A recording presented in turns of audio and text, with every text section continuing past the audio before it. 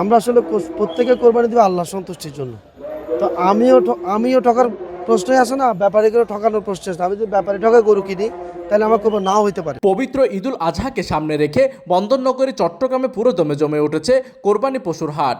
নগরের অন্যতম প্রধান পশুর হাট সিটি গেট সংলগ্ন আকবরশা থানাধীন বলাকা পশুর হাট মামাবাগিনার মাঠে এখন ক্রেতা বিক্রেতাদের উপচে পড়া ভিড়।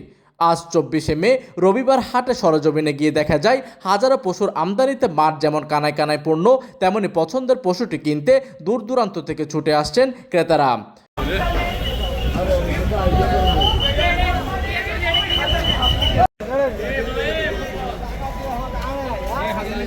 পবিত্র উৎসবের দিন যতই ঘনিয়ে আসছে হাটের ব্যস্ততা ততই বাড়ছে। বলাকার পশুর হাটে দেশের বিভিন্ন প্রান্ত থেকে কুষ্টিয়া, রাজশাহী, পাবনা ও উত্তরবঙ্গ থেকে বিক্রেতারা নানা জাতের ও আকারের গরু ছাগল নিয়ে হাজির হয়েছেন। ছোট ও মাঝারি আকারের গরুর চাহিদা এবার সবচেয়ে বেশি দেখা যাচ্ছে। তবে বিক্রেতারা আশা করছেন আগামী দিনগুলোতে বেচাকেনা আরও কয়েকগুণ বৃদ্ধি পাবে। হাটের আমেজ চমচমাট হলেও পশুর দাম নিয়ে ক্রেতা ও বিক্রেতাদের মধ্যে দেখা যায় মিশ্র প্রতিক্রিয়া। দাম তো এখন মনে করেন দাম বেশি চাচ্ছে, বা পাইকারের দাম মানে কমাইতেছে না। আগের তুলনায় একটু বেশি, যেহেতু আমাদের দেশে এখন তো গরু খাদ্য টাদ্যগুলোর দাম বেশি, যার কারণে ব্যাপারীদের কষ্টের কারণে এরাও দাম বাড়াই বলতেছে, তো হাই রেট। এইদিকে বিক্রেতাদের দাবি গোখাদ্যের অস্বাভাবিক মূল্য বৃদ্ধি, পরিবহন খরচ এবং অন্যান্য আনুষঙ্গিক ব্যয়ের কারণে পশুর লালন পালন খরচ অনেক বেড়ে গেছে।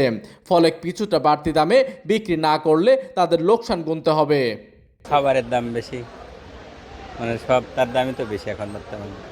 হাট পরিচালনা কমিটির পক্ষ থেকে জানানো হয়েছে ক্রেতা বিক্রেতাদের নিরাপত্তা নিশ্চিত করতে এবং জালিয়াতি রুখতে হাটের কঠোর নজরদারি রাখা হচ্ছে। জাল টাকা শনাক্তকরণ মেশিনের পাশাপাশি আইন শৃঙ্খলা রক্ষাকারী বাহিনী তৎপরতা চোখে পড়ার মতো। 5,000 টাকা কমে গরু পাক, 10,000 টাকা কমে গরু পাক, আর ব্যাপারী চাইবে একটা গরুতে 5,000 টাকা একটু লাভ বেশি করুক। এটা স্বাভাবিক। আপনি শুধু গরুর ব্যাপারে না, যে কোনো বিজনেসে যেই ব্যবসা করুক, লাভের হচ্ছে ব্যবসা। আজকে হয়তো বা একটা গরুতে লাভ করলো, এমন আছে আরেকটা গরুতে লস করতেছে। আমাদের কিছু ব্যাপারী আছে গরু নিয়ে আসছে, গরু অসুস্থ হওয়ার কারণে গরুটা জব করে দিচ্ছে, তাহলে ওই ব্যাপারে সম্পূর্ণটা লস না।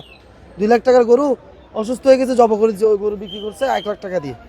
বাজারের বর্তমান পরিস্থিতি দেখে সংশ্লিষ্টরা মনে করছেন দাম নিয়ে কিছুটা টানাপোড়েন থাকলেও আগামী 2-1 দিনের মধ্যে ক্রেতা ও বিক্রেতাদের সমঝোতার মাধ্যমে বেচাকেনা আরও গতিশীল হবে।